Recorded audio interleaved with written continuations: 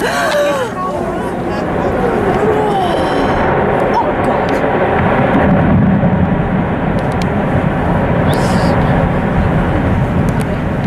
Video में आप जानेंगे अंटार्कटिका महाद्वीप की खोज सबसे पहले किसने और कैसे किया था, अंटार्कटिका में कितने प्राणी और पेड़ पौधे पाए जाते हैं और अंटार्कटिका में बर्फ पिघलकर कैसे मनुष्य की बस्ती बनाई जा रही है। तो दोस्तों, चैनल को सब्सक्राइब करके घंटी को भी दबा देना।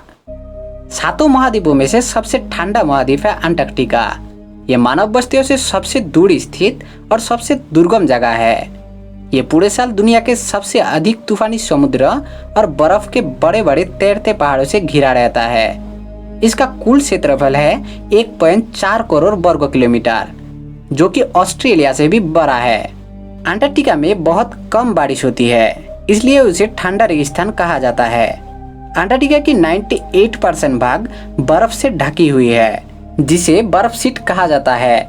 इस बर्फ शीट की औसत मोटाई 2 किलोमीटर होती है। 17 जनवरी 1773 में अंग्रेज खोजकर्ता जेम्स कुक अंटार्कटिका के दक्षिण भूभाग की खोज में निकल पड़े। उसे बर्फ की एक विशाल दीवार मिली। उसने अनुमान लगाया कि इस दीवार के आगे जमीन होगी। उसका अनुमान सही था। वो अंटार्कटिका की दहलीज तक पहुंच गया था। कुक को वास्तव में अंटार्कटिक के तट से 121 किलोमीटर की दूर से जमी हुई बर्फ के चलते वापस लौटना पड़ा था। इसके 48 साल बाद 7 फरवरी 1821 में एक अमेरिकी सील शिकारी जॉन डेविस ने पहली बार अंटार्कटिका पर कदम रखा। अंटार्कटिका महाद्वीप का अधिकांश भाग पर्वतों के उभड़े हुए कंधों और चोटियों से बना हुआ है। इस महाद्वीप में मात्र 2000 वर्ग किलोमीटर खुली जमीन मौजूद है। यह साल में केवल 20 दिन तापमान शून्य से ऊपर रहता है। पृथ्वी की सतह पर मापा गया सबसे कम तापमान भी अंटार्कटिका में ही मापा गया है। सोवियत रूस द्वारा स्थापित बोस्टॉक स्टेशन में 24 अगस्त 1983 को तापमान -89.6 डिग्री सेल्सियस मापा गया था। अंटार्कटिका के बारे में सही कहा गया है कि वो पवनों की राजधानी है।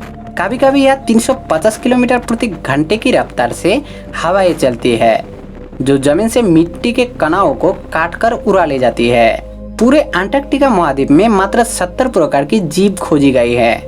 इनमें से 44 कीड़े मकोड़े हैं। सबसे बड़ा कीड़ा एक प्रकार का पंखहीन मच्छर है, जो खटमल और मक्खी वहाँ काफी संख्या में पाए जाते हैं।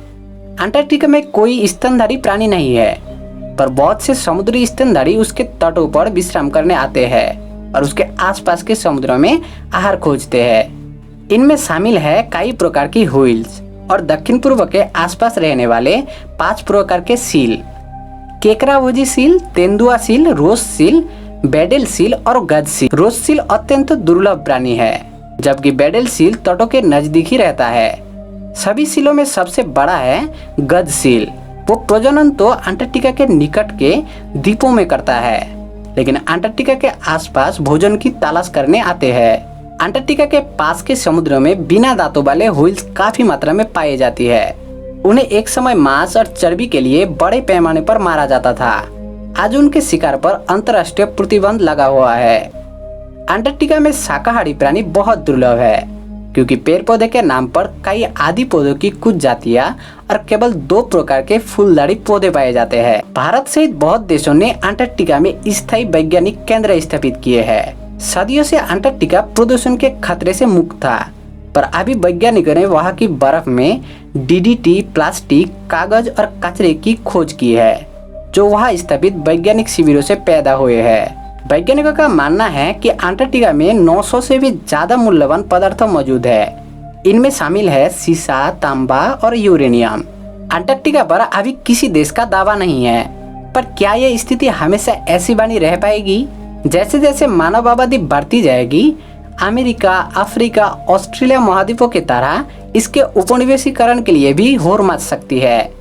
यदि वहाँ किसी महत्वपूर्ण खनिज की बड़ी खानों का पता चले, तो भी उन पर अधिकार जमाने के लिए सारे देश आगे आएंगे। पृथ्वी के गर्माने से अंटार्कटिका की काफी बर्फ पिघल सकती है, जिससे वहाँ काफी क्षेत्र बर्फ से मुक्त हो सकता है और मनुष्य के रहने लायक बन सकता है। इससे भी अंटार्कटिका में मनुष्य का आना जाना और बसना बढ़ सकता है।